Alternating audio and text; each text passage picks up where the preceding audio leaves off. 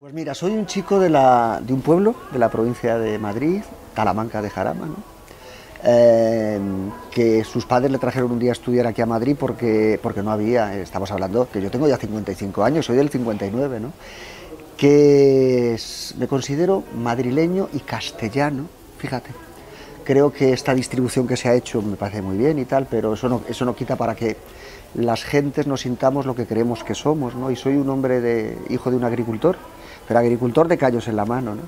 Y eso hace que, pues un carácter, yo creo, ¿no?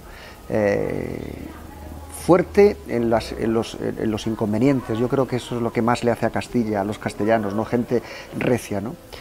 Que desde pequeñito me gustaba el teatro y que cada vez que yo decía que me quería dedicar al teatro decían, anda, anda, anda, cállate.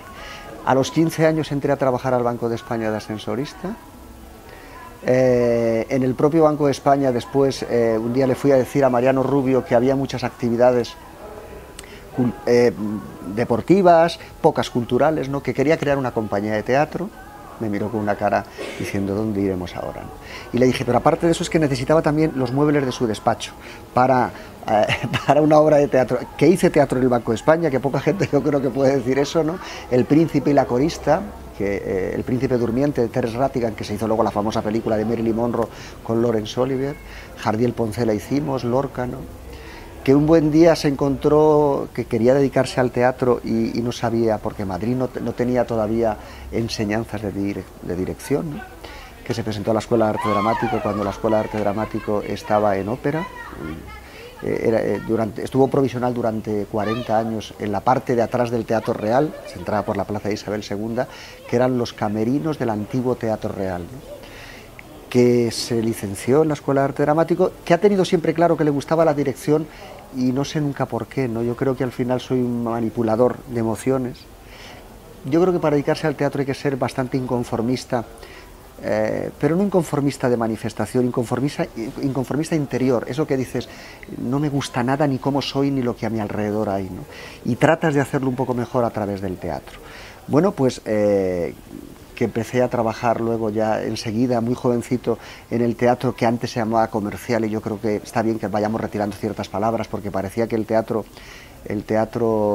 alternativo era el bueno y el comercial era el malo. Yo creo que hoy en día es una satisfacción ver en la cartelera madrileña este verano pues hasta un Shakespeare, hasta un Otelo, ¿no? En el teatro privado, ¿no? Bueno, que todo ha ido muy deprisa, que he hecho muchísimo teatro. Tengo un premio que me lo dieron no por la calidad sino por la cantidad. Llegué a tener 6 obras de teatro en esta ciudad de Madrid, ¿no? A la vez que he aprendido la dirección y que sigo aprendiéndola desde el trabajo de todos los días, ¿no? Que no quiero perder el contacto con la calle porque ahí sí que te vuelves, no un burócrata, te vuelves una persona, un alienígena, ¿no? Que me gusta mucho Madrid y que en este cargo que ahora me toca, que dirigí un teatro público, que creo en el teatro público y ahora me toca dirigir un teatro más importante de esta ciudad, que es el Español, con todas sus salas, ¿no? Me gustaría, fíjate, hablamos de crisis, yo creo que ¿qué crisis va a haber cuando tienes la posibilidad de 6 millones de personas seducirles para que vayan al teatro? La cuestión es que yo esté a la altura de esa seducción, sepa llegar a ellos, y en este Madrid que pasan tantas cosas, al final un día una chica o un chico elijan venir a vernos porque les ha llamado la atención algo, ¿no? O sea, tenemos tanto por hacer. Me da miedo a veces que los españoles tenemos tanto por hacer que estamos por hacernos nosotros mismos, ¿no? Me siento español y eso creo que no tiene ideología. He tenido que luchar por mi edad contra gentes que piensan que eso tiene una ideología. No, no es verdad. Ser español es vivir en un país, en un lugar geográfico. Somos el sur de Europa. Estoy muy desencantado de la política. Lo cual no significa que me vaya haciendo cada vez más independiente yo, sin contar, no creo que el ser humano hemos nacido para el contacto con el otro, que ese es el teatro sin un público que lo vea, sin alguien quiere contar una historia y alguien quiere recibirlo, ¿no? Que soy esto que veis, que siempre dispuesto a escuchar, siempre a decir que se puede hacer mejor, que lo puedo hacer mejor, ¿no? Y que, bueno, me adentro en una aventura que tengo mucho miedo. Sin el miedo no sé trabajar, creo que el miedo canalizado te puede salvar de muchas cosas, ¿no?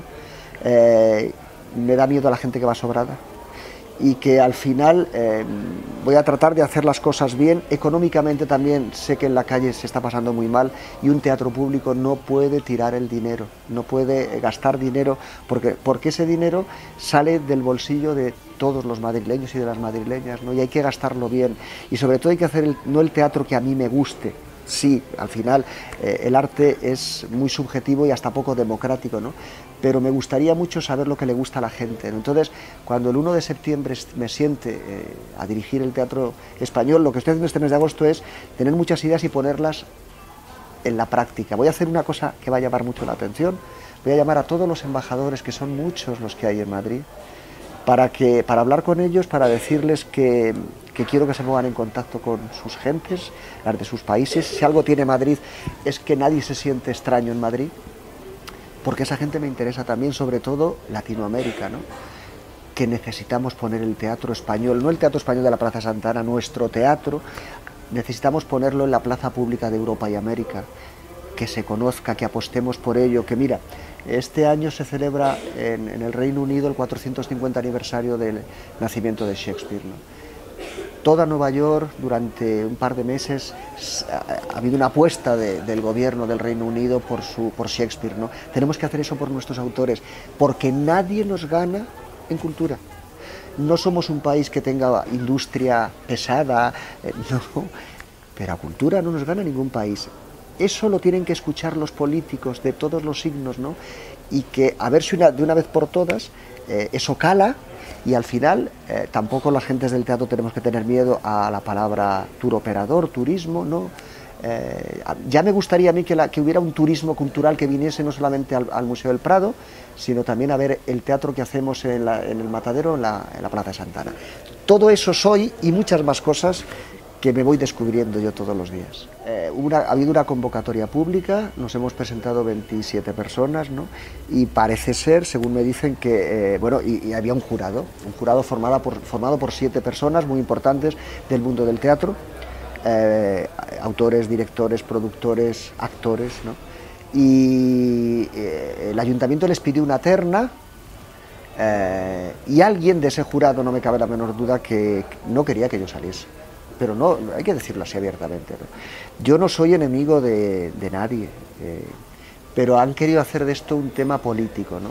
Y yo he estado ahí y pensé en retirarme cuando vi la jugada, ¿no? Nadie había pedido votaciones, pero luego hubo votaciones, ¿no? Bueno, está bien claro que yo no vengo aquí a ser amigo de todo el mundo, pero de salida siempre dices, pero bueno, ¿y qué he hecho yo, no? Han querido dividir este partido en dos, PSOE contra PP, PP contra PSOE, ¿no?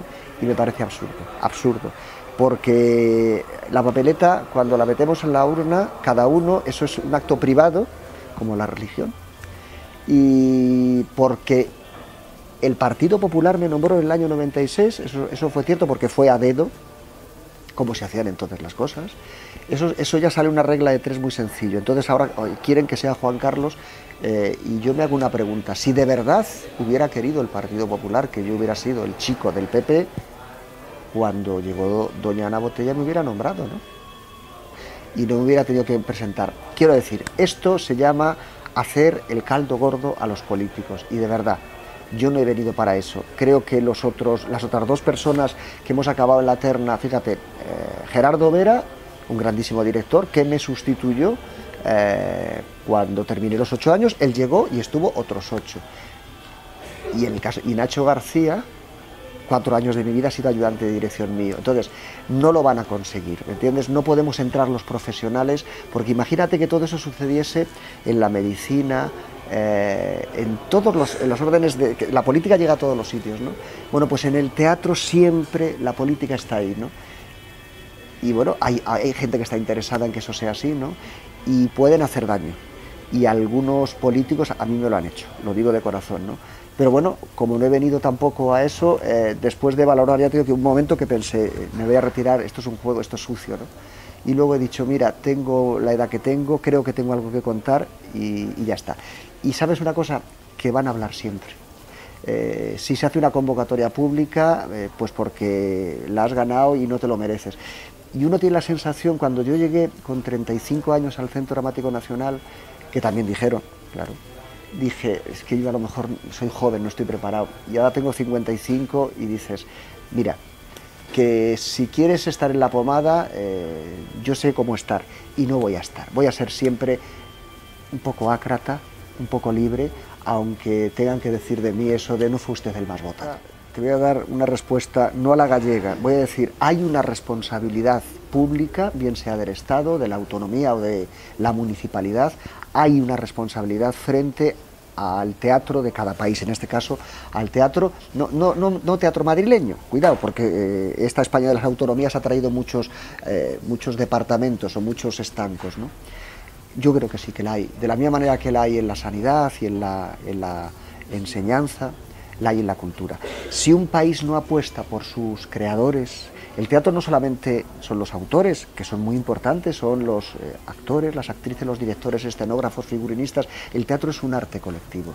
Pero lo primero, dices, tú no puedes exigirle a un productor privado que haga un autor, pues... Que a lo mejor no le vaya a dar unos beneficios, porque al final una empresa privada trata de obtener unos beneficios para poder continuar, ¿no? Y fíjate, sucede, en el teatro español hay un acontecimiento único que yo le pongo siempre de ejemplo, porque es real.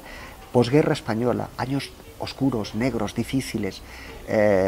Un joven autor llamado Antonio Buero Vallejo acaba de salir de la cárcel, tenía una condena a muerte y le fue conmutada y luego sale. Se presenta al premio Lope de Vega del Ayuntamiento de Madrid y lo gana. Buero Vallejo me decía siempre, aquella mañana cuando sonó el timbre de la puerta de mi casa, en la calle, entonces se llamaba Hermanos Miralles, ahora se llama General Díaz Porlier, y vi por la cerradura, vamos, por la mirilla, que eran policías municipales, me temblaban las piernas, y le iban a comunicar que acababa de ganar el premio más importante de teatro de esta ciudad. Nacía un autor. Bueno, ahí lo tienes. Dices, hoy en día en el teatro español no se montan los premios Lope de Vega, se están dando. Entonces, ¿cómo es posible que en aquellos años de hambre el ayuntamiento dejara un dinero para el nacimiento de nuevos autores o autoras y que en el siglo XXI, democratizada España en Europa, bueno, pues los directores digamos, no, hombre, no, es que puede haber años que sea bueno y otros no. Mire, las cosechas, yo que vengo del mundo de la agricultura, hay que sembrarlas todos los años para recoger, a veces viene una tormenta y se lo carga todo, ¿no? No me sirve eso de, es que habrá años que, pues claro, pues, pero todo en la vida, los directores tenemos años creativos y años menos creativos. Hay una responsabilidad. ¿Se puede hacer sin el Estado? Claro, ahí está América, y lo hacen, pero conocí bastante a Arthur Miller, y se murió diciendo la cartelera de Broadway, y los teatros, y los textos de verdad comprometidos, como eran los suyos, no hay nada, hay mucho musical, ¿no? Y yo creo que hay que tener una conciencia de que el teatro es divertimento, que duda cabe, pero el teatro también es reflexión, es una luz en el camino que nos enseñe a escarbar un poco en medio de esta locura, ¿no? O sea, respondiendo a tu pregunta, sí, hay una responsabilidad, en este caso del ayuntamiento, y hay que conservarla por encima de todo. Nada, eso no está en peligro, te lo aseguro yo. Mira, ese es mi reto, ¿no? En el teatro español, en las paredes de ese teatro, que se ha quemado muchas veces, que fue la Corral de la Pacheca, luego el Corral del Príncipe, luego el Teatro Español, luego ha habido incendios, pero en esas paredes se ha construido lo mejor del teatro de este país. Es el teatro, que irónicamente se llama Teatro Español de lo español, ¿no? No hay comunidad autónoma que no haya tenido un gran autor que no haya pasado por el español. En cómo articulamos eso, o sea, para decir, no nos podemos olvidar de los autores que ya no están aquí, que no se van a defender ellos. Te pongo un ejemplo, para mí es muy grave que te vayas al corazón de Europa, hables de Valle Inclán y le suena, pero escucha, estamos hablando del renovador más importante de la escena contemporánea. ¿Y de quién es responsabilidad? De los españoles, de los profesionales y de los políticos, pero básicamente fíjate de los profesionales. ¿Por qué? Porque no hemos sabido venderlo. Eso no ha pasado con Bertolt Brecht, por ejemplo. Bueno, pues en cómo se apueste por que estén ahí los clásicos. Pero claro, no nos olvidemos del teatro que hacemos ahora mismo, de muchas generaciones que se han perdido porque la llegada de la democracia no favoreció a aquellos autores que se habían dejado la voz y el hígado por hacer un teatro en libertad. Nos pusimos todos modernos y les fuimos abandonando. Ejemplo, Fernando Arrabal.